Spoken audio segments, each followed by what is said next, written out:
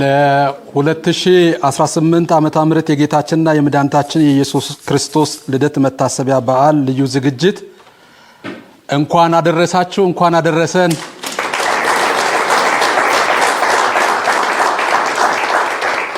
ዛሬ የደቡብ ምዕራብ ቀጠና ጽሕፈት ቤት ሰራተኞች ከሕይወት ቲቪ ጋር በመሆን ይህንን የበዓል ዝግጅት በጋራ እናከብራለን። በድጋሚ እንኳን አደረሰን። ዛሬ ከመቼውም ጊዜ በላይ በጣም ደስ የሚለን ቀድሞ ጽሕፈት ቤትን የመሩ ሰዎች እንደገና ደግሞ የደቡብ ምዕራብ ቀጠና ስራ አስፈጻሚ መሪዎች እንደገና የቢሮ ሰራተኞች በጋራ በአንድነት ሆነን የምናከብረው በዓል በመሆኑ በጣም ልዩ ያደርገዋል። በተጨማሪም የሕይወት ቲቪ የሚዲያ አካላት አብሮን ይገኛሉ። በጣም ደስ የሚል ቀን ነው። እንኳን ሁላችንም እግዚአብሔር ለዚህ ቀን አደረሰን። መጽሐፍ ቅዱስ የያዝን ሰዎች ትንቢተ ኢሳይያስ ምዕራፍ 9ን ካወጣን የእግዚአብሔርን ቃል አነብና ጸልየን ቀጥታ ወደ ፕሮግራማችን እንገባለን። ትንቢተ ኢሳይያስ ምዕራፍ 9 ቁጥር 1 ነገር ግን ተጨንቃ ለነበረች ጨለማ አይሆንም። በመጀመሪያው ዘመን የዛብሎንንና የንፍታሌምን ምድር አቃለለ። በኋለኛውም ዘመን ግን በዮርዳኖስ ማዶ በባህር መንገድ ያለውን የአሕዛብን ገሊላ ያከብራል። በጨለማ የሄደ ሕዝብ ብርሃንን አየ። በሞት ጥላ አገርም ለኖሩ ብርሃን ወጣላቸው። ሕዝብን አብዝተሃል፣ ደስታንም ጨምረህላቸዋል። በመከር ደስ እንደምላቸው ሰዎችም ምርኮን ሲካፈሉ ደስ እንደምላቸው በፊት ደስ ይላቸዋል። በሚዲያም ጊዜ እንደሆነ የሸክሙንም ቀንበር የጫንቃውንም በትር ያስጨናቂውንም ዘንግ ሰብረሃል። የሚረግጡ የሰልፈኞች ጫማ ሁሉ በደም የተለወሰ ልብስም ለቃጠሎ ይሆናል፣ እንደ እሳትም ማቃጠያ ሆኖ ይቃጠላል። ሕፃን ተወልዶልናል፣ ወንድ ልጅም ተሰጥቶናል፣ አለቅነትም በጫንቃው ላይ ይሆናል። ስሙም ድንቅ መካር፣ ኃያል አምላክ፣ የዘላለም አባት፣ የሰላም አለቃ ተብሎ ይጠራል። ክብር ለእግዚአብሔር ይሁን። ይሄ ሐሳብ የተነገረው ለእስራኤል ቤት ነው፣ ለይሁዳ ቤት የተነገረ መልእክት ነውና በጦርነት ለተከበቡ ሰዎች፣ በጭንቅ ውስጥ ለነበሩ ሰዎች የመጣላቸው የምስራች ቃል ነው። እግዚአብሔር ነገሮችን ባልተለመደ መልክ መቀየር ይችላል።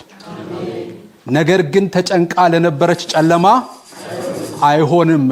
ይሄ አሦር እስራኤልን በከበበ ጊዜ በጭንቅ ውስጥ ለነበሩ ሰዎች የተነገረላቸው የትንቢት ቃል ነው።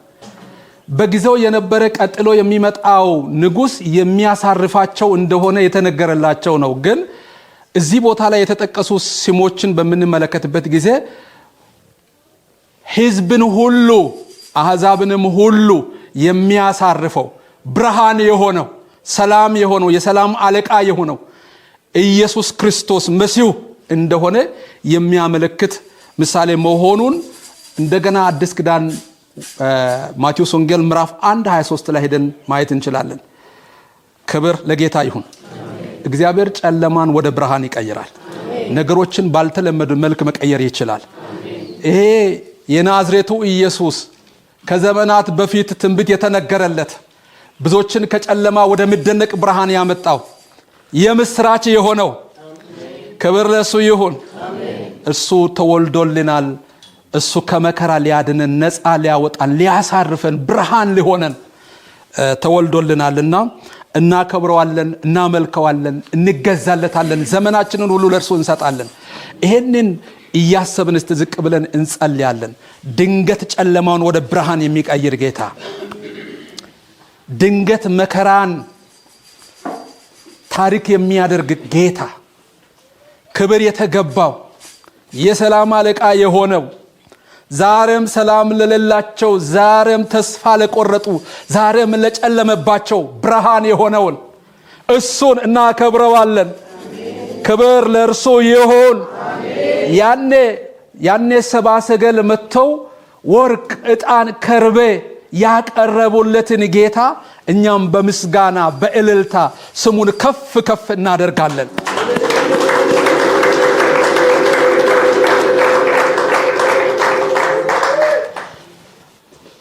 ከዚህ ቀጥለን ደግሞ በዝማሬ ጌታን የምናመልክበት ጊዜ ይሆናል። በመዝሙር የሚመራን ወንድም ወደዚህ ይመጣል። ከሱ ጋር እንሆናለን። ክብር ለእግዚአብሔር ይሁን። የአምላካችን የእግዚአብሔር ስም የተባረከ ይሁን። በድጋሚ እንኳን ለዚህ ቀን አደረሳችሁ።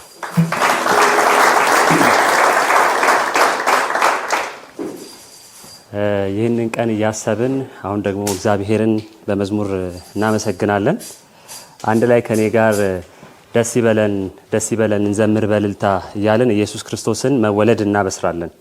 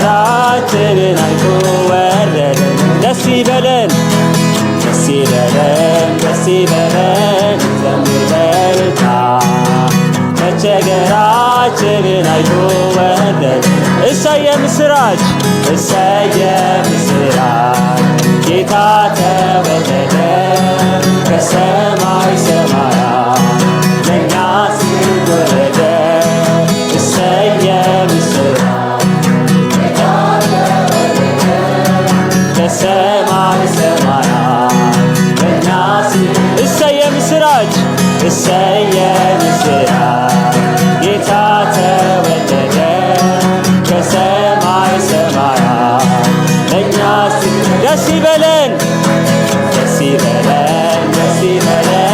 ዘምር በእልልታ መቸገራችንን አይቶ ወረደ። ደስ ይበለን ዘምር በእልልታ መቸገራችንን አይቶ ወረደ። እሰየ ምስራች ጌታ ተወለደ ከሰማይ ሰማያት ለእኛ እሰየ ምስራች ጌታ ተወለደ ከሰማይ ሰማያት ለእኛ እሰየ ምስራች ጌታ ተወለደ ከሰማይ ሰማያት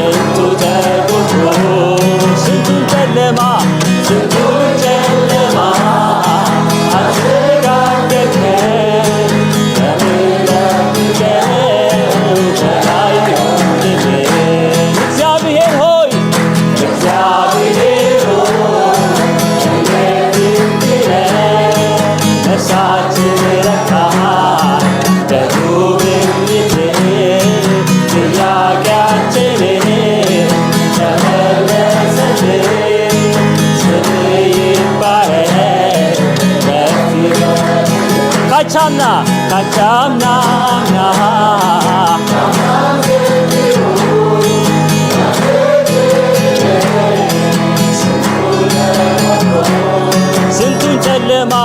ስንቱን ጨለማ አሸጋገርከን ከሚጠብቀው በላይ ሆንክልን። እግዚአብሔር ሆይ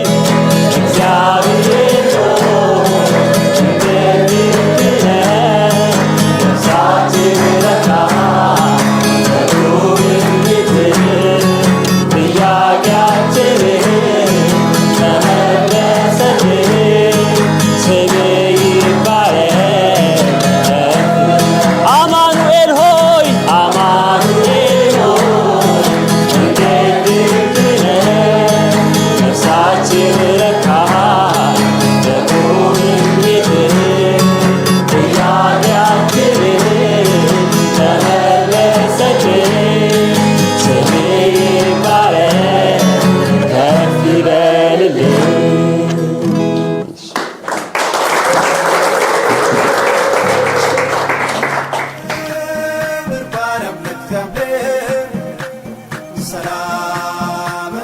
ይህ የ2018 ዓመተ ምህረት የጌታችንና የመድኃኒታችን የኢየሱስ ክርስቶስ የልደት መታሰቢያ በዓል ልዩ ዝግጅት ነው።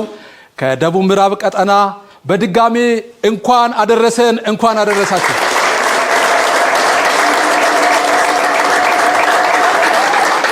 ከዚህ በመቀጠል የደቡብ ምዕራብ ቀጠና ሰብሳቢ ወደዚህ መጥተው ንግግር ያደርጋሉ። ከተለያዩ አካላት ጋር ትውውቅ እንድናደርግ ያደርጋሉ። በክብር ወደዚህ ሸኙልን እባካችሁ።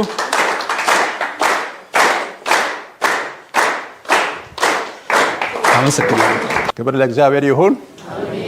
ለመላው የክርስትና እምነት ተከታዮች እንኳን ለ2018 ዓመተ ምህረት የጌታችንና የመድኃኒታችን የኢየሱስ ክርስቶስ የልደት መታሰቢያ በዓል በሰላም በጤና አደረሳችሁ አደረሰን።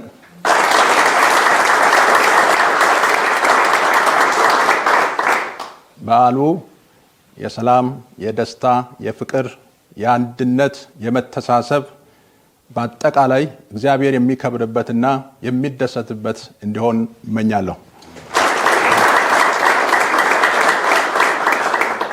ዛሬ በደቡብ ምዕራብ ቀጠና ቃለ ሕይወት ቤተክርስቲያን ጽሕፈት ቤት ከኢትዮጵያ ሕይወት ቲቪ ከመጡ ወንድሞቻችን ጋር በጋራ ደስ የሚል ጊዜ እያሳለፍን ነው ያለነው።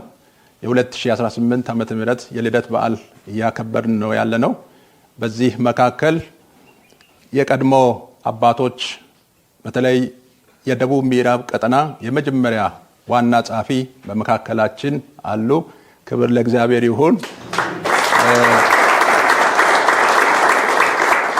በ1980ዎቹ ዓመተ ምህረት የደቡብ ምዕራብ ቀጠና እንደገና ከመሪዎች ጋር ዋና ጸሐፊ ሆነው ሲያገለግሉ የነበሩ ፓስተር ሳሚ በመካከላችን አሉ። እግዚአብሔር እናመሰግናለን። በአሁኑ ጊዜ የኢትዮጵያ ቃለ ሕይወት ቤተክርስቲያን የደቡብ ምዕራብ ቀጠና ስራ አስፈጻሚ አባላት በመካከል አሉ። ክብር ለእግዚአብሔር ይሁን። አሁን ያሉ የስራ አስፈጻሚ አባላትን የጠራንበት ዋና ምክንያት ይሄ በ5 ዓመት፣ በ10 ዓመት፣ በ15 ዓመትም በድጋሚ የሚገኝ እድል የሚቆይም እድል ስለሆነ በዚህ ታሪካዊ ቀን ላይ እንዲገኙ በማሰብ ነው። እንኳን ደህና መጣችሁ።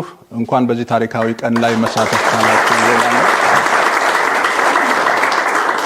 ይሄ ታሪካዊ ቀን ለስራ አስፈጻሚው ብቻ ሳይሆን ለዚህ ለአርባ ምንጭ ላይ ለሚገኘው ለጽሕፈት ቤቱ ሰራተኞች በሙሉ ታሪካዊ ቀን ነው። ክብር ለእግዚአብሔር ይሁን። በአጠቃላይ የጽሕፈት ቤቱ ሰራተኞች በዚህ መካከል አሉ። ከዛም በተጨማሪ የሮቦት ትምህርት ቤት እና የመጽሐፍ ቅዱስ ትምህርት ቤት መምህራንም ከኛ ጋር አብረው ይህንን በዓል እያከበሩ ነው ያለው። ከዚህ የተነሳ እጅግ ደስተኞች ነን። እግዚአብሔርን እጅግ አድርገን እናመሰግናለን።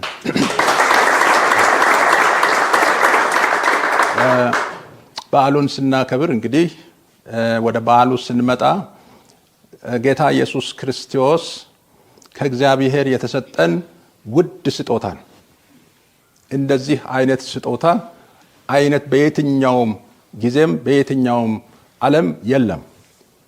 ይሄ ስጦታ ሕይወት ነው፣ ከሞት ያድናል። ይሄ ስጦታ ብርሃን ነው፣ ጨለማን ያበራል። ይሄ ስጦታ መድኃኒት ነው፣ ይፈውሳል። ይሄ ስጦታ እውነት ነው፣ ውሸት የለበትም።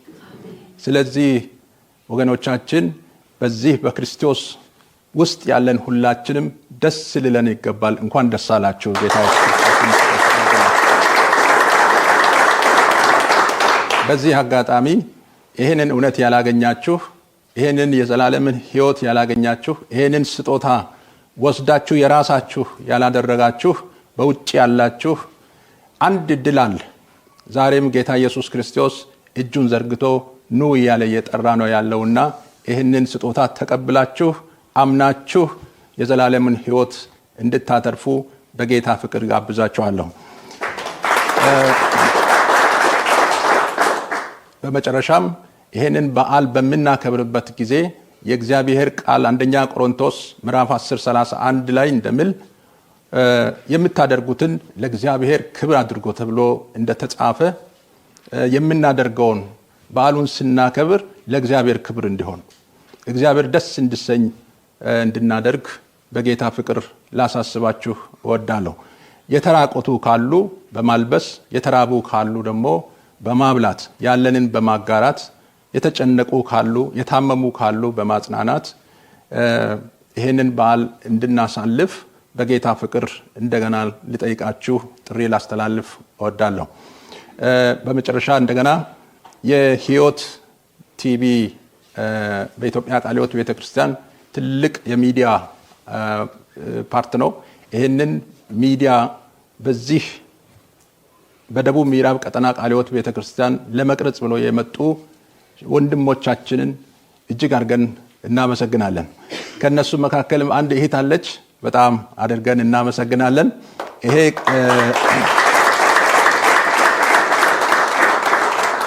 ቀረጻ በደቡብ ምዕራብ ቀጠና ቃለ ሕይወት ቤተክርስቲያን እንዲደረግ የተፈለገበት ምክንያት አንደኛ እግዚአብሔር በደቡብ ምዕራብ ቀጠና ቃለ ሕይወት ቤተክርስቲያን በርካታ ስራዎችን ሰርቷል። እሱን ታሪኩን አስቀምጠን ልናመሰግነው ስለፈለግንና ለእግዚአብሔር ክብር እንዲሆን ነው ይሄን ቀረጻ ያካሄድን ያለ ነው።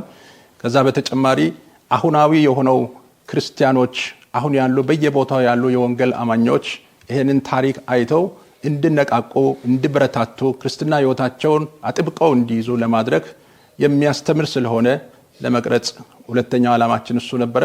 ሶስተኛው ግን የተቀረጹ ነገሮችን ዶክመንቱን አስቀምጠን ለልጅ ልጆቻችን ለማስተላለፍና አሁን ያለፍንበትና ቀደም ሲል የነበረውን ነገር አይተው ልጆቻችን ቀጣዩን የራሳቸውን ጊዜ ደግሞ ከእግዚአብሔር ጋር በርትተው መሄድ እንዲችሉ ለማድረግም ታስቦ ስለሆነ የኢትዮጵያ ቃለ ሕይወት ቤተክርስቲያን የሚዲያ አካላት የሕይወት ቲቪ ማህበር አካላት ብዙም ስለሆናችሁ እግዚአብሔር አብዝቶ ይባርካችሁ ማለት እወዳለሁ። የደቡብ ምዕራብ ቀጠና ቃለ ሕይወት ቤተክርስቲያን ስራ አስፈጻሚ አባላት ተክታችሁ እየሰራችሁ ስላላችሁ እናንተንም እግዚአብሔር አብዝቶ ይባርካችሁ ማለት እወዳለሁ። በተጨማሪ በጽህፈት ቤት በተለያየ መልክ ደከመኝ ሰለቸኝ ሳትሉ ስታገለግሉ የቆያችሁም አሁን ያገለገላችሁ ያላችሁ ሁሉ የሰማዩ አምላክ እግዚአብሔር አብዝቶ ይባርካችሁ። ስለተሰጠኝ ጊዜ እጅግ አድርጌ አመሰግናለሁ። ታንክ ዩ።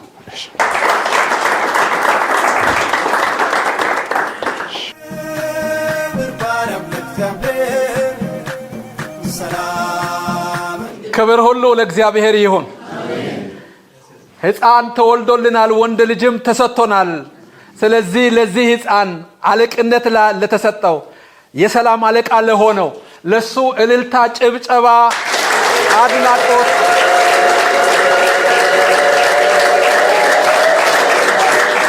ከዚህ በመቀጠል ቀጥታ የሕይወት ቲቪ ማናጀር አስተባባሪ ወንድማችን ሽምን ወደዚህ መድረክ ዋካችሁ ጋብዙልኝ በጭብጨባ።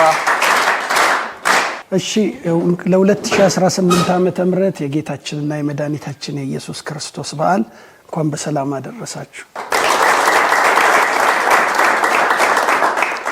ውድ ሕይወት ቲቪ ቤተሰቦች እንግዲህ ዛሬ በዓል ነው። አሁን በቴሌቪዥን መስኮት የምትከታተሉን ወገኖች በሙሉ ይህ ከደቡብ ምዕራብ ቀጠና የሚተላለፈው ልዩ የዝግጅት በዓል ነው። ዛሬ የደቡብ ምዕራብ ቀጠና ሰራተኞች፣ የቀድሞ አመራሮች፣ የመጽሐፍ ቅዱስ ትምህርት ቤትና ከቅድመ መደበኛ እስከ ከፍተኛ ሁለተኛ ደረጃ ትምህርት ቤት ድረስ ያሉ መምህራን በሙሉ ተገኝተዋል። አብራችሁን እንድትሆኑ የትም እንዳትሄዱ እንጠይቃለን በጌታ ፍቅር። እንግዲህ ሕይወት ቲቪ በደቡብ ምዕራብ ቀጠና ተጋብዞ ለልዩ የበዓል ዝግጅት ዘገባ እዚህ ከመጣበት ጊዜ ጀምሮ በምዕራብ አባያ ህብረት የደልቦና የብርብር አጥቢያዎችን እንቅስቃሴዎች አይቷል። ከዛ ውጪ የምዕራብ አባያ ህብረትንም እንቅስቃሴ ቀርጿል። ወደ ደጋ ወጥቶ ደግሞ የአባቶችን ታሪክ ዘግቧል። የጦሎላ አጥቢያን የጨንቻ ጦሎላ አጥቢያንም መንፈሳዊ እንቅስቃሴ የልማት እንቅስቃሴ ቀርጿል። ከዚህ በተጨማሪ በኢትዮጵያ ቃለ ሕይወት ቤተክርስቲያን በደቡብ ምዕራብ ቀጠና ከአርባ ምንጭ ከተማ ከቀጠናው መቀመጫ ቅጥር ግቢ የሚተላለፍ ልዩ የበዓል ዝግጅት ነው። አሁን ልዩ የበዓል ዝግጅቱን በማድረግ ላይ ይገኛል። ደቡብ ምዕራብ ቀጠና በጣም ሰፊ እስካሁን በኢትዮጵያ ቃለ ሕይወት ቤተክርስቲያን ታሪክ ቀጠናዎችን የወለደ ቀጠና የለም። ደቡብ ምዕራብ ቀጠና ነው። ለራሳችሁ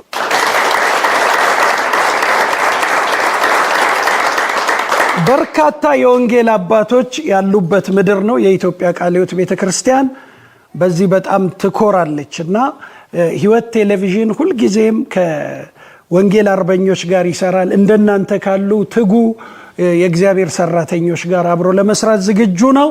እንግዲህ በመጨረሻ ለሕይወት ቴሌቪዥን በየዓመቱ የኢትዮጵያ ቃለ ሕይወት ቤተክርስቲያን 8 ሚሊዮን ብር የአየር ሰዓት ክፍያ ትፈጽማለችና በአገር ውስጥና በውጭ ሀገር ሆናችሁ ይህንን ልዩ የበዓል ዝግጅት የምትከታተሉ እጆቻችሁን እንድትዘረጉ የእግዚአብሔርን ስራ አብረን እንድንሰራ ለመልካም ስራ እጆቻችሁ እንድታበረት የትም እንዳትሄዱ።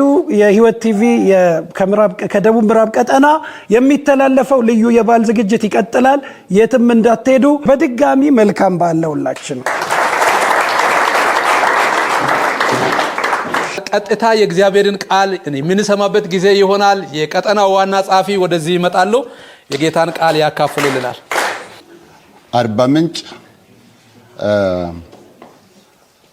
ናምኡሽያን ተመን ኦስፑን ማሮት ተላይታ ኢየሱስ ክርስቶስ አየለታ በዓልን ሐሹንተና ሎጋት ሲደስ ጋይዝ ኡባ ኢትዮጵያን ዲዛሳ ፍልት አውጭን ከዲዛሳ ሐሹጋት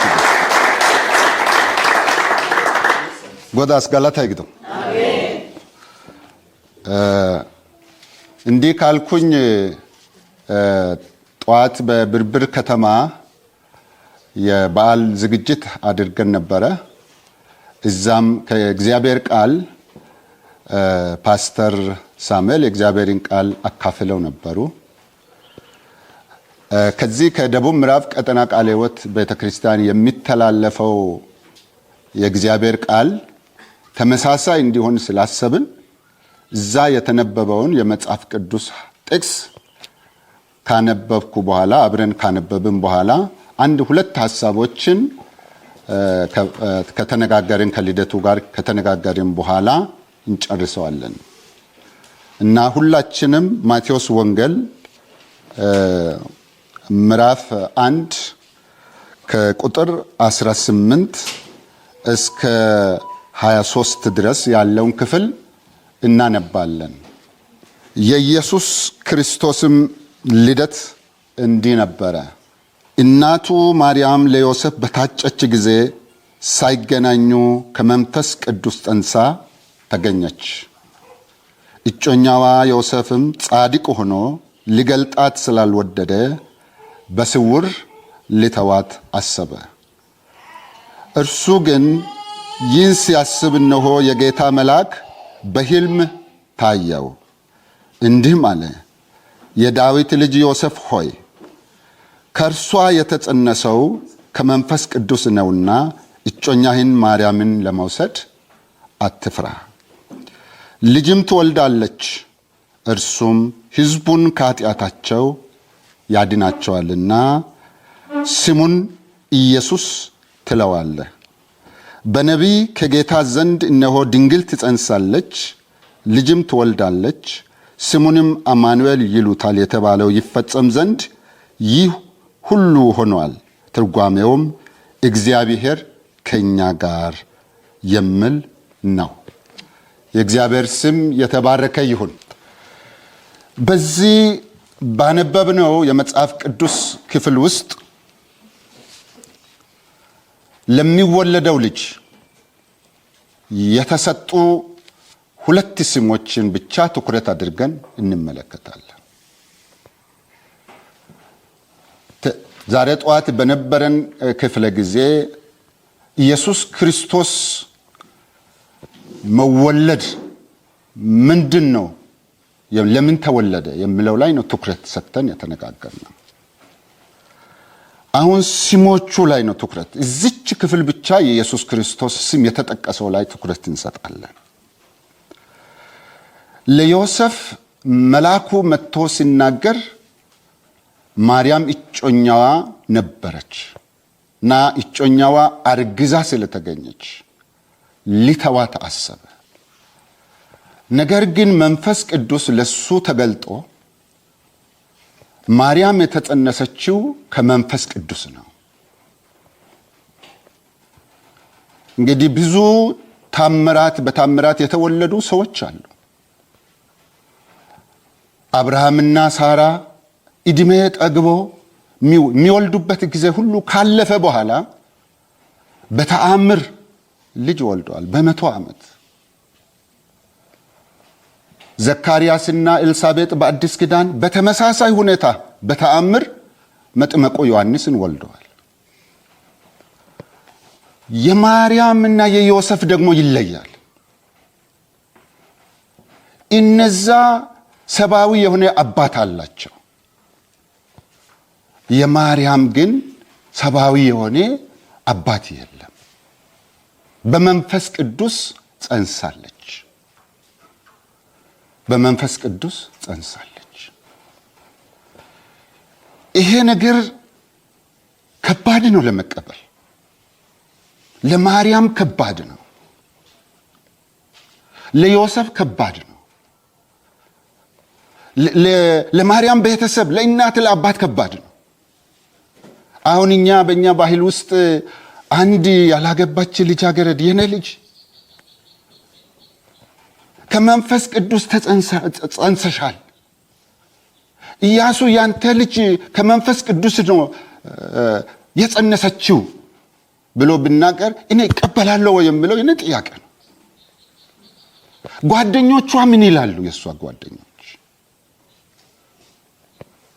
እና ምን ያህል ከባድ እንደሆነ ያንን ለመሸከም ከባድ እንደሆነ፣ ለዮሴፍስ ደግሞ እንዴት ያለ ከባድ ነገር ነው።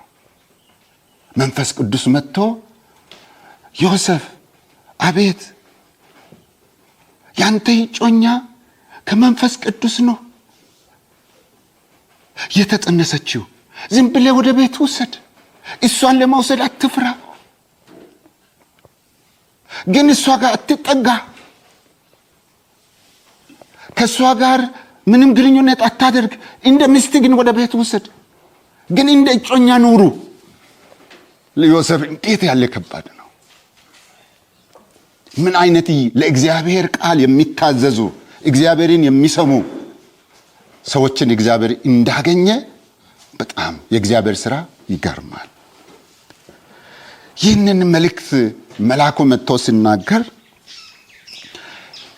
ማርያም ልጅ ትወልዳለች፣ እርሱ ሕዝቡን ከኃጢአታቸው ያድናቸዋልና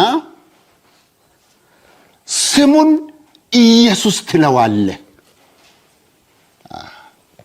የሚወለደው ልጅ ስሙን ማን ትለዋለህ? ኢየሱስ ትለዋለህ። ኢየሱስ ማለት ትርጉሙ በብሉይ ኪዳን ኢያሱ ከሚለው ጋር ይሄዳል። ትርጉማቸው ምንድነው? ኢየሱስ ማለት እና ኢያሱ ማለት ትርጉም አንድ ነው። ትርጉሙ ምንድነው? ጌታ ያድናል ማለት ነው። ኢየሱስ ወይም ጌታ ያድናል የሚለው ስም ትርጉም ለምን ተሰጠ? ለምንድን ነው ተሰጠው? ለሚወለደው ልጅ ለምን ሌላ ስም አልተሰጠም? ለምን ኢየሱስ የሚል ጌታ ያድናል የሚል ስም ለምን ተሰጠ? መልሱ እዚህ ነው ያለው። ምንድን ነው የሚለው? ይህ ስሙን የሚወለደው ልጅ እርሱ ምን ያደርጋል? ሕዝቡን ከኃጢአታቸው ያድናቸዋል። ሕዝቡን ከኃጢአታቸው ምን ያደርጋል? ያድናቸዋል። ስለሚያድን የእሱ ስም ማን ነው? ጌታ ያድናል የሚል ነው። ጌታ ያድናል የሚል ነው። እና ሕዝቡን ይላል እዚህ። ሕዝቡን የማን ሕዝብ? የእግዚአብሔርን ሕዝብ፣ የራሱን ሕዝብ። እንደው በጣም ጠበብ አድርገን ስንመለከት ሕዝቡን የሚለው ማንን ነው? የእስራኤልን ሕዝብ፣ ሕዝቡን።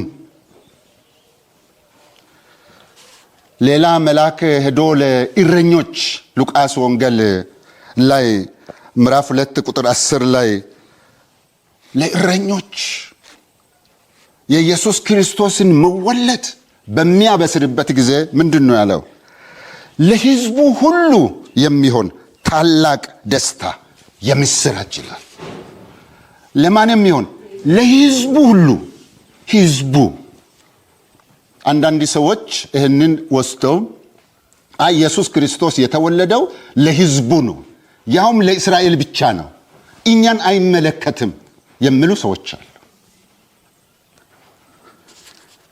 ስለዚህ ኢየሱስ ለሕዝቡ ለእስራኤል ብቻ ሳይሆን ለሁላችን እንደተወለደ፣ ሁላችንን ሊያድን፣ የዓለምን ሕዝብ ሁሉ ሊያድን እንደተወለደ የእግዚአብሔር ቃል በተለያዩ ቦታዎች ይናገራል።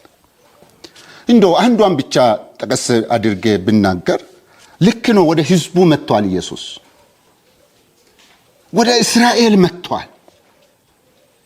ቅድሚያው ለእስራኤል ሕዝብ ነው እና ዮሐንስ ወንጌል ምዕራፍ 1 ቁጥር 11 ላይ ምን ይላል?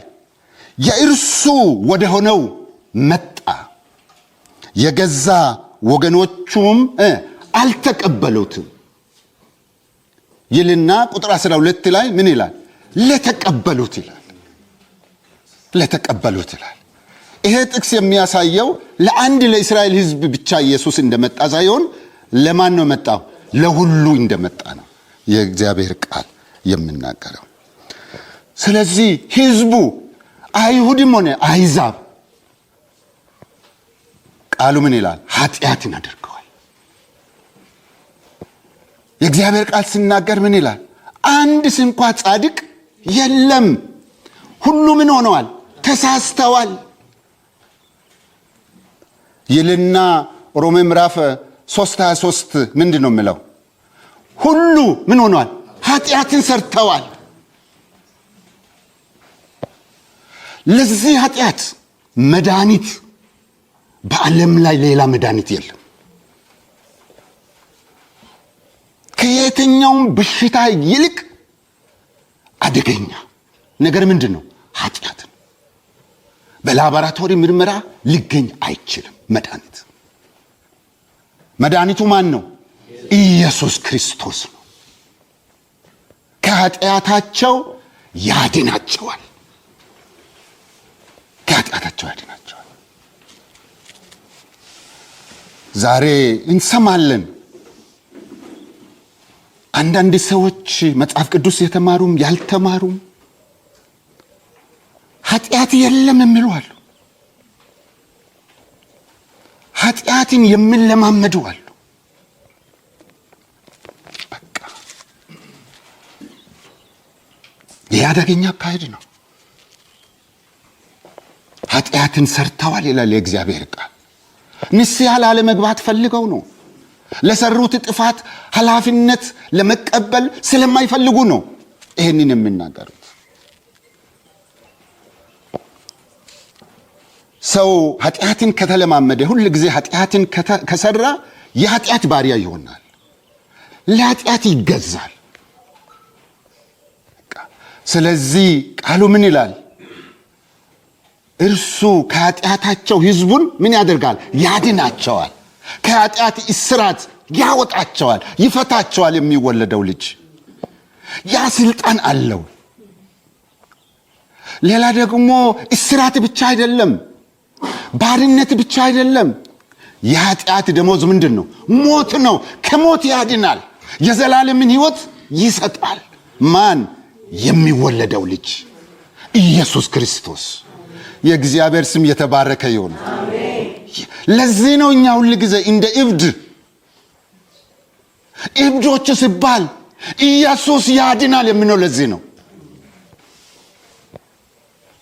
ኢየሱስ ከኃጢአት ያድናል፣ ከኩነኔ ያድናል፣ ከእስራት ያድናል።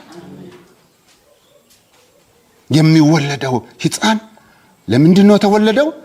እኛን ከኃጢአታችን ሊያድነን ነው።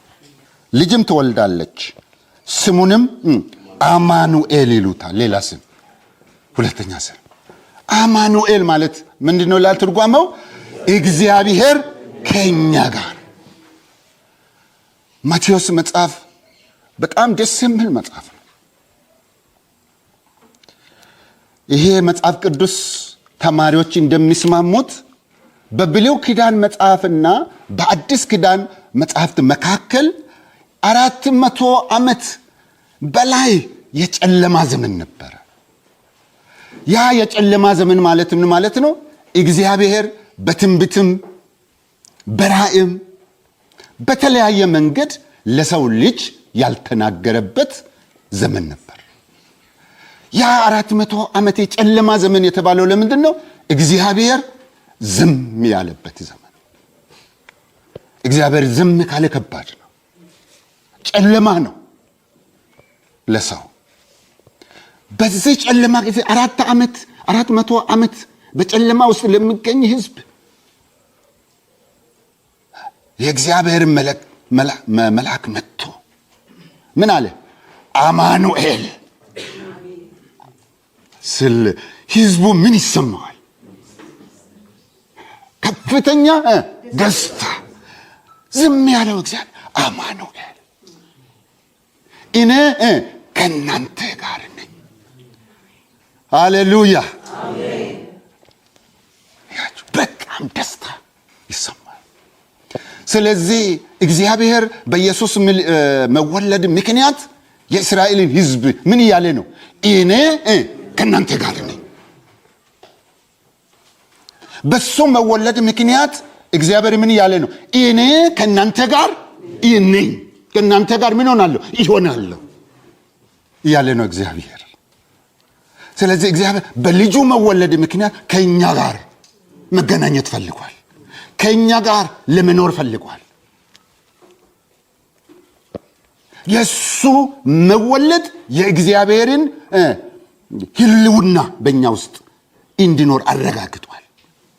ስለዚህ ማቴዎስ ወንጌል ምን ብሎ ነው የሚዘጋው? አማኑኤል ብሎ ጀምሮ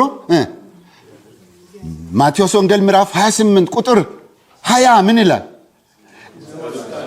መቼ ድረስ እኔ ከእናንተ ጋር ይሆናል? እስከ ዓለም ፍጻሜ ድረስ እኔ ከእናንተ ጋር ነኝ። እንደ በፊቱ የጨለማ ዘመን አይኖርም። እስከ ዓለም ፍጻሜ ድረስ እኔ ሁል ጊዜ ከእናንተ ጋር ነኝ። ኢየሱስ የተወለደው ለዚህ በረከት ነው። ከእኛ ጋር ለመኖር ነው። ከዓለም ሕዝብ ጋር፣ ጌታን ከሚወዱ ሰዎች ጋር በመንፈስ ቅዱስ በኩል ጌታ ከኛ ጋር ነው። እኛ የእሱን ስራ ስንሰራ እሱ ከኛ ጋር ነው። ስለዚህ የዚህን ዓመት የኢየሱስ ክርስቶስ ልደት መታሰቢያ በዓል ስናከብር እነዚህ ነገሮች እያስብን እናከብር። አንደኛ ኢየሱስ ከኃጢአት ምን ያደርጋል? ያድነናል። ይህን ለሌሎች እናካፍል። ኢየሱስ ከኃጢአትሽ ያድናል። ከኃጢአት እስራት ነፃ ያወጣል። ሁለተኛ ደግሞ ያ ኢየሱስ ክርስቶስ ወይ እግዚአብሔር እስከ ዓለም ፍጻሜ ድረስ ከኛ ጋር ነው።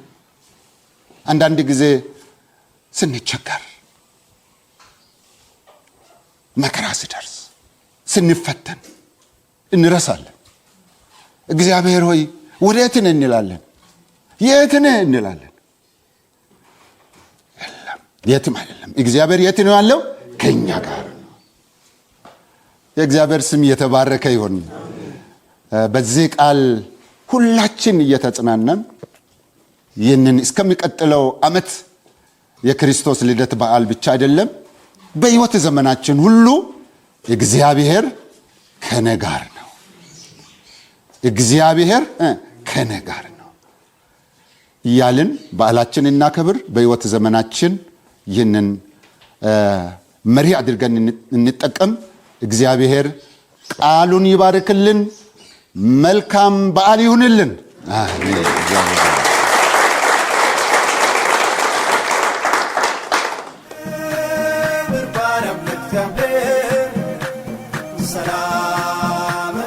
እሺ እጅግ የተወደዳችሁ የደቡብ ምዕራብ ቀጠና ቃሊቲ ቤተክርስቲያን የባለድርሻ አካላት እንዲሁም ደግሞ የቀጠናው ማህበረሰብ በጠቅላላ እንኳን ለጌታችንና ለመድኃኒታችን ለኢየሱስ ክርስቶስ የልደት መታሰቢያ በዓል በሰላም አደረሳችሁ አደረሰን ማለት እወዳለሁ። እግዚአብሔር አምላካችን የተመሰገነ ይሁን። ዛሬ ሕይወት ቲቪ ጋር በጋራ በመሆን የገና በዓልን በጋራ እያሳለፍን እንገኛለን። ይሄ እንደ ቀጠናችን የመጀመሪያ ታሪካዊ እንደሆነ ከቅድም እዚህ የሚቆሙ እንግዶች እየተናገሩ ነበረ። እኔም ለዚህ ታሪካዊ ቀን እንኳን በድጋሚ በሰላም አደረሳችሁ አደረሰን እላችኋለሁ። የፈታኝ የሆኑ ጥያቄና መልስ ውድድር ለማድረግ ነው የቆምኩት። ስለዚህ ለዚህ የጥያቄና መልስ ውድድር የተመረጡ 4 በአገልግሎት ሴክተሮች አሉ። እነዚህን ሴክተሮች ወደዚህ ጋብዝና ከነሱ ጋር የጥያቄና መልስ ውድድር ይኖረናል። በጣም አጠር ያለ ፈጣን እና አሳታፊ እንዲሆን ለማድረግ ተሞክሯል። እነዚህም ሴክተሮች የመጀመሪያው የሚሆነው የመንፈሳዊ ዘርፍ ተወካይ አንድ ሰው እንዲሰጠን ጠይቃለሁ። መጋቢ ደስታ ተጠርተሃል። ወደ መድረክ ወደ መድረክ በጭብጨባ ሸኙልኝ። በጭብጨባ እናመሰግናለን። ከዚህ በመቀጠል የአስተዳደር ዘርፍ ደግሞ እንደዚሁ አንድ ሰው እንዲሰጠን እንጠይቃለን።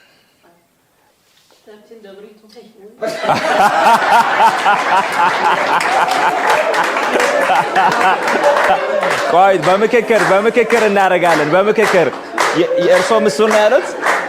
እሺ እህታችን ደብሪቱ ወደ መድረክ በጭብጨባ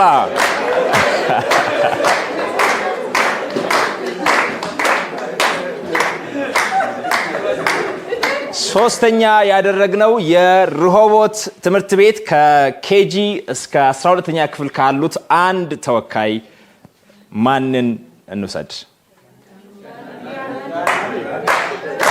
ዳኒ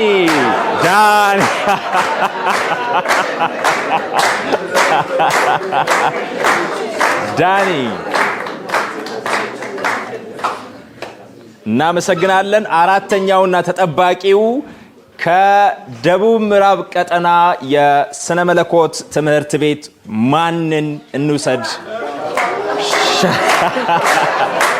ሸዋ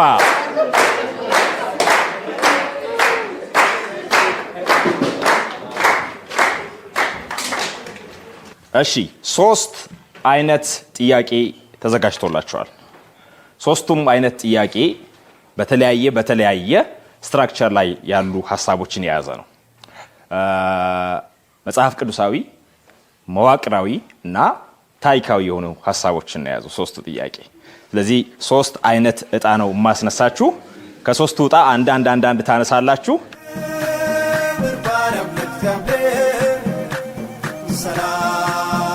በዚህ ይሆናል። አሸናፊው በመንፈሳዊ ዘርፍ በኩል በጣም ከበድ ያለ ስጦታ ተዘጋጅቶለታል። እናመሰግናለን። እሺ የመጀመሪያውን ጥያቄ ከዚህ ማደል እንጀምራለን። እሺ አንድ ያዙት፣ እሱን ሁለተኛ እንደገና ትወስዳላችሁ።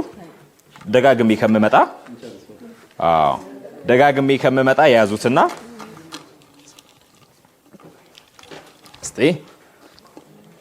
እስቲ ያው እና ሶስተኛና የመጨረሻውንም እዚሁ ሰጥተን እንጨርሳለን። ወደ ጥያቄው የምንሄድ ይሆናል። ከእህታችን ደቤ እንጀምራለን። የመጨረሻው ጥያቄ ደውሎም ይሁን እዚህ ውስጥ እድል ሰጥቶ መጠየቅ ይቻላል። የመጨረሻው ጥያቄ እሺ ደቤ ከጥያቄ 1 እስከ 4 ባሉት ውስጥ የደረሰሽ ቁጥር ስንት ነው? የመጀመሪያው 1 እሱን ከተጠየቅሽ በኋላ እሱን ወረቀት ትጥየዋለሽ ማለት ነው። እሺ ጥያቄ ቁጥር 1 የደቡብ ምዕራብ ቀጠና ስንት ቀጠናዎችን ወለደች? እነማንስ ይባላሉ? ለጉባኤው ነው መልሱ። 3 ቀጠናዎችን ወልዳለች። አንደኛው ጎፋ፣ ሁለተኛ ዳውሮ፣ ሶስተኛ ከአራቱ አንዱ ጎፋ፣ 2 ዳውሮ፣ ሶስተኛ ደቡብ፣ አራተኛው ኮንታ። እናመሰግናለን።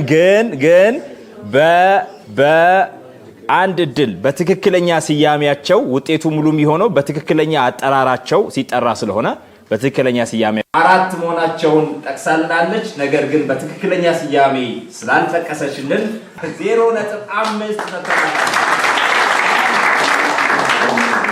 እናመሰግናለን።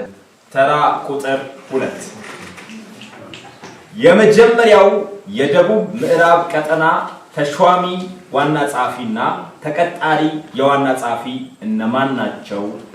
ስማቸውን ጥቀስ።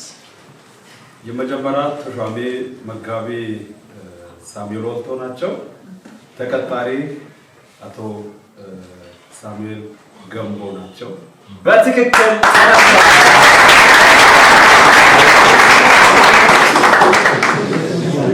እሺ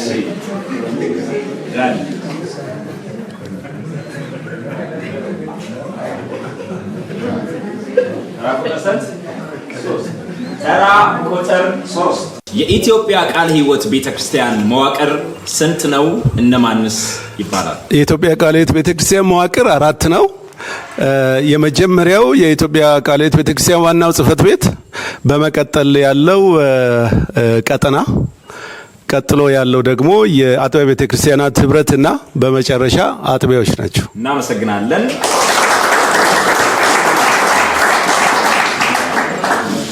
እሺ ወደ አራተኛው ጥያቄ እንሄዳለን። በደቡብ ምዕራብ ቀጠና ስንት ህብረቶች አሉ? ከነዚያ ውስጥ 10ን ጥራ።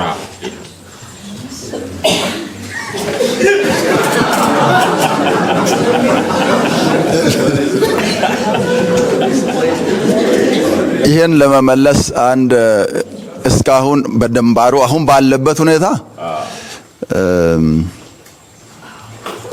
7 እሺ 7 ህብረቶች። እሺ ከሰባቱ 10ን ጥራ።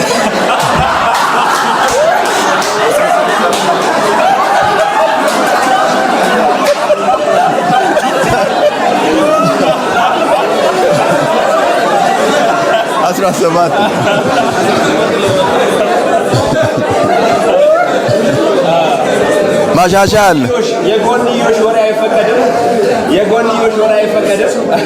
17 ነው። እሺ ስንት ህብረቶች አሉ? 17። እሺ ከ17ቱ 10ን ጥራ። አርባንጅና አካባቢ 1 ጫሞ ህብረት 2 ሼል ህብረት 3 ቦንኬ ህብረት 4 በሮዳ ህብረት 5 ጋሞ ህብረት 6 ዲግዶ ህብረት 7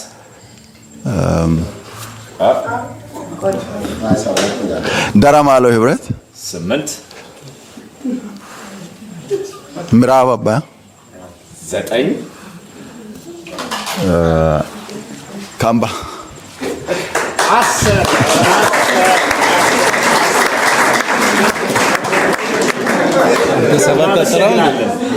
እናመሰግናለን። መጀመሪያ ላይ ስለተፈጠረው የአፍ ወለምታ ዳኞች የግል አስተያየታቸው እንደሚያደርጉ ተስፋ ይደረጋል። ወደ ሁለተኛው ዙር ጥያቄ እንሄዳለን። ከመምህር ሸዋ እንቀጥላለን። ተራ ቁጥር 1 ድንግል ትጸንሳለች፣ ወንድ ልጅም ትወልዳለች፣ ስሙንም አማኑኤል ብላ ትጠራለች የሚለው ጥቅስ የት ይገኛል? ማቴዎስ 1:21 ፓስተር ልጅም ትወልዳለች፣ እርሱም ሕዝቡን ከኃጢአታቸው ያድናቸዋል፣ ስሙን ኢየሱስ ትለዋለች። እሱ አይደለም ስለዚህ 21 ስላልሆነ አላገኘም ማለት ነው። ሁለተኛ ተራ ቁጥር 2 ተራ ቁጥር 2 በሉቃስ ወንጌል ምዕራፍ 2 ከቁጥር 30 እስከ 32 ዓይኖቼ በሰዎች ሁሉ ፊት ያዘጋጀኸውን ማዳንህን አይተዋልና ይህም ለአሕዛብ ሁሉን የሚገልጥ ብርሃን ለሕዝብህም ለእስራኤል ክብር ነው ያለው ስምዖን ነው። በትክክል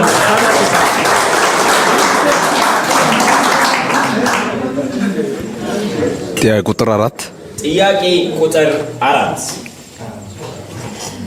በማቴዎስ ወንጌል ምዕራፍ 2 ከቁጥር 14 እስከ 15 ድረስ በተጠቀሰው መሰረት ንጉሱ ሕፃኑን ሊገድለው እንደሚፈልግ መልእክት ከደረሳቸው ኋላ ማርያምና ዮሴፍ ወዴት ሸሹ?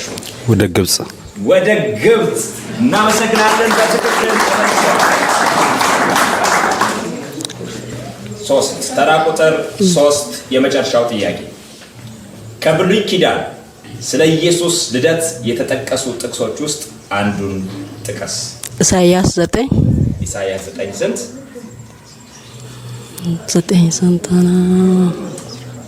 9:14 ኢሳይያስ 9:14 ፓስተር ኢሳይያስ 9:14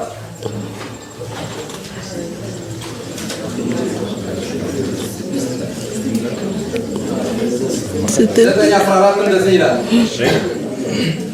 ስለዚህ እግዚአብሔር ራስንና ጅራትን ነና ቆጠራ ኢሳይያስ 9 ማለት ነው። ዘጠኝ እኮ አለ።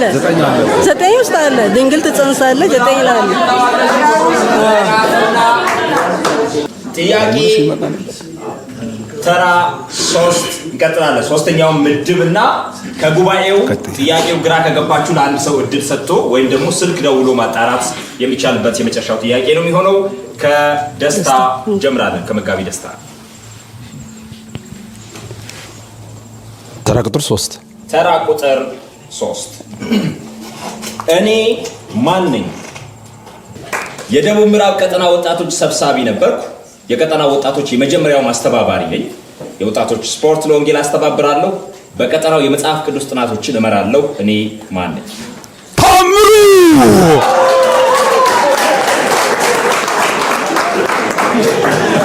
በትክክል ተመልሷል። እሺ ሁለተኛ ጥያቄ ዳኒ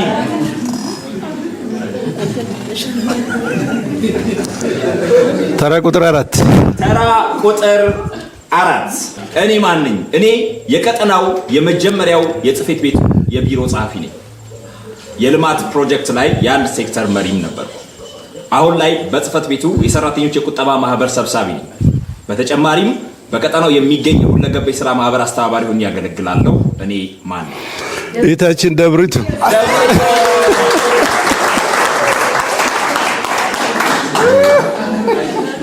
እናመሰግናለን። በትክክል ተመልሷል። እሺ 2 እኔ ማን ነኝ? በደቡብ ምዕራብ ቀጠና ሰብሳቢ ነበርኩ። የጋሞ ህብረትም ሰብሳቢ ነኝ ነበርኩ። በመንግስት የወረዳ አስተዳዳሪም ሆኛለሁ። በጋሞ ህብረት የኮሚቴ ጸሐፊም ሆኜ አገልግያለሁ።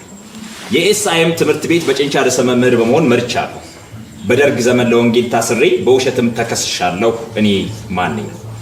ጳውሎስ ዛት በትክክል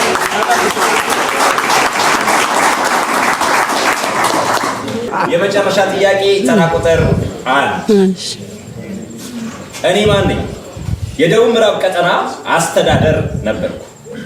የደቡብ ምዕራብ ቀጠና ስልጠና ክፍል መሪም ሆኛለሁ። የደቡብ ምዕራብ ቀጠና መንፈሳዊ ዘርፍን መርቻለሁ። አሁንም በቀጠናው አንድ ትልቅ ተቋምን እየመራሁ እገኛለሁ።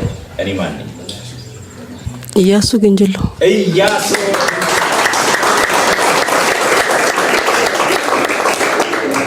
ስለዚህ ዳኞች ውጤት እንዲያሳውቁን እጠይቃለሁ።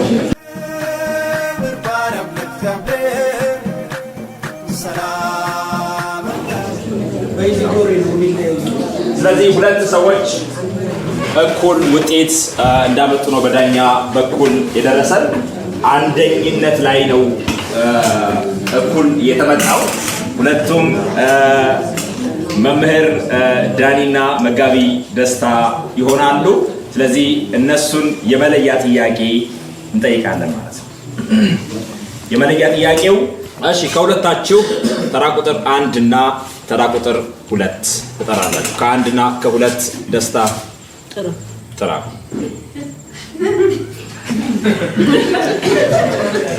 ሁለት ሙሉ ቁጥር ይሻላል። ሙሉ ቁጥር 2 አንድ ሳይባል ሁለት ሳይባል ሁለቱም ጥያቄዎች ከቀጠናው አመሰራረት ጋር የተያያዙ ጥያቄዎች ይሆናሉ። ተራ ቁጥር 2 እንደዚህ ይላል። ደቡብ ምዕራብ ቀጠና የተመሰረተበት የመጀመሪያው ዓመት መቼ ነው? ወይም ደግሞ እንደ ቀጠና የተደራጀበት የመጀመሪያው ዓመት መቼ ነው? በ1968 ዓመተ ምህረት ተመስርቷል። 68 ዓመተ ምህረት። እሺ፣ ሁለተኛው ጥያቄ ምላሹን እዛው የያዙት ስለሆነ ነው እሱ። ሁለተኛው ጥያቄ የደቡብ ምዕራብ ቀጠና ቃለ ሕይወት ጽሕፈት ቤት አሁን ባለበት ቦታ ወስዶ የተደራጀበት ዓመተ ምህረት መቼ ነው? 1983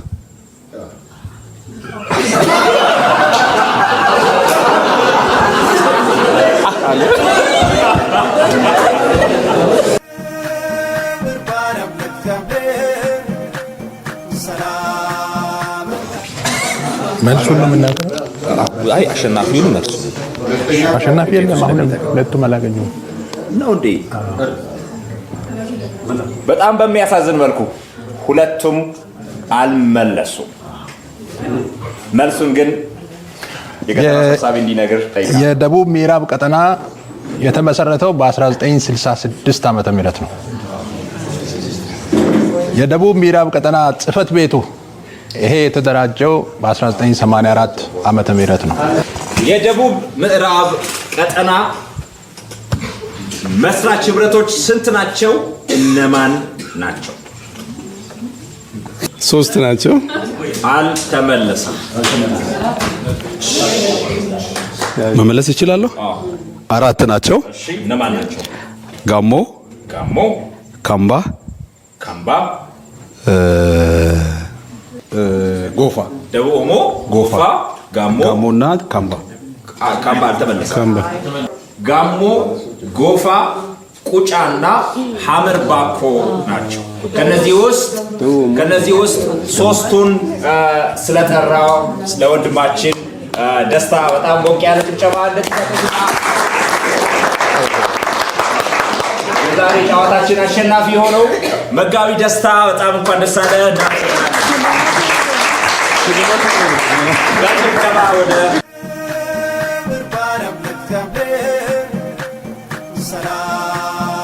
2018 ዓመተ ምህረት የጌታችንና የመድኃኒታችን የኢየሱስ ክርስቶስ የልደት በዓል መታሰቢያ ከደቡብ ምዕራብ ቀጠና አርባ ምንጭ ነው። እንኳን አደረሰን፣ እንኳን አደረሳችሁ። ከዚህ በመቀጠል ሌላ ብዙ የምንለው ነገር አይኖረንም። አባቶች አሉ በመካከላችን እንዲመርቁን እንፈልጋለን። ይመርቁን። ይስማማል ቤቱ።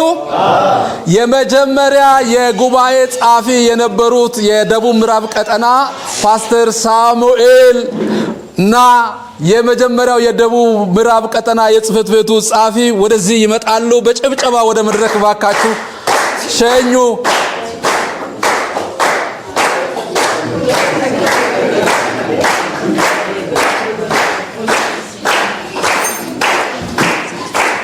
ደህና መጣችሁ። እግዚአብሔር ይመስገን።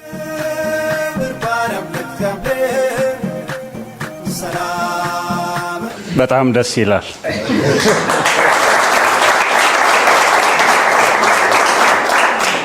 አይ ቲንክ ለኔ ጡረታ ከወጣ ወዲህ 11ኛ ዓመት ይመስለኛል፣ ምናልባት 10ኛ እና ከዚያን ጊዜ በኋላ በመካከላችሁ በመገኘቴ ደግሞም የዚህን አይነት ህብረት በማየቴ በሶስተኛ ደግሞ ስራው እየተሰራ ያለ ማቋረጥ በመቀጠሉ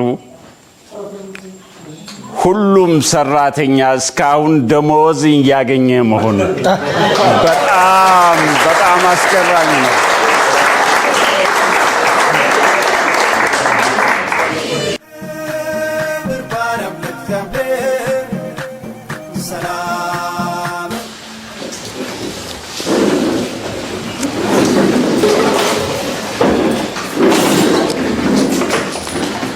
በቅድሚያ ስለጠበቀን ጌታ እድል ስለሰጠን ከእርሱ ጋር እንድንሆን እርሱን እንድናገለግል እንድንቀጥልም ስላደረገ ለእርሱ ክብርና ምስጋና ውዳሴም ይሁን።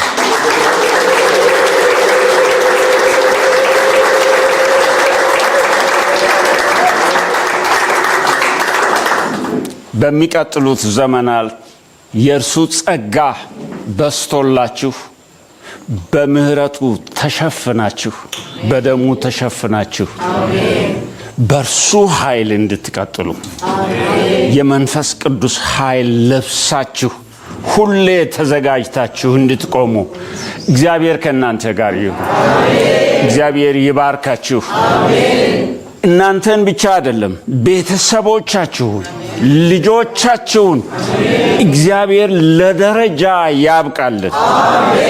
ቤተ ክርስቲያንን የምትመሩ ልጆቻችሁም የሚመሩ ፈርሃ እግዚአብሔር የሞላቸው ይሁንላችሁ። አሜን።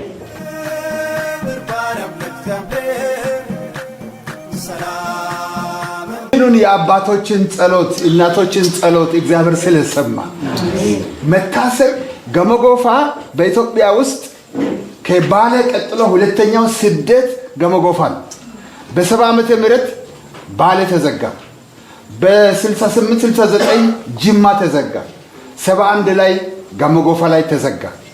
እግዚአብሔር በዚህ ድካምና ውድቀት ውስጥ ቤተክርስቲያን አንስቶ ይህንን ደቡብ ምዕራብ ቀጠናን ደግሞ ሞገስ አድርጎ እናንተን እኛን ሁላችን ከፍ አድርጎ ለራሱ ስራውን ስላደረገ እስከ ደቡብ ኦሞ እስከ ኦሞራቴ እስከ ኬንያ ድንበር አጠቃላይ በዚህ ወደ ላይ በዚህ ወደ ታች ሁሉንም ስራ ዞረን እንድንሰራ እግዚአብሔር ሞገስ ስለሆነ ክብር ለእግዚአብሔር። ከዚህ በኋላ እግዚአብሔር እንዲባርካችሁ ቀደም ብሎ ለእስራኤላውያን ልጆች የተደረገውን የቡራኬ ክፍል እነማንብላችኋለሁ። እናንተም እጃችሁን ዘርጉና በረከቱን ተቀበሉ። እግዚአብሔር ይባርካችሁ። እግዚአብሔር ይጠብቃችሁ። እግዚአብሔር ፊቱን ያብራላችሁ። እግዚአብሔር ይራራላችሁ። እግዚአብሔር ፊቱን ወደ እናንተ ያንሳ። እግዚአብሔር ሰላሙን ይስጥላችሁ። በአብ በወልድ በመንፈስ ቅዱስ አንድ አምላክ ስም አሜን።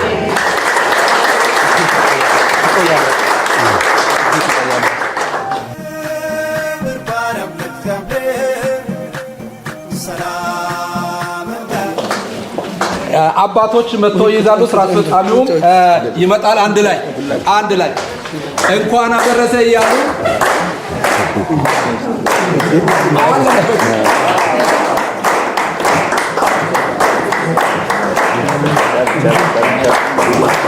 እናመሰግናለን። እናመሰግናለን።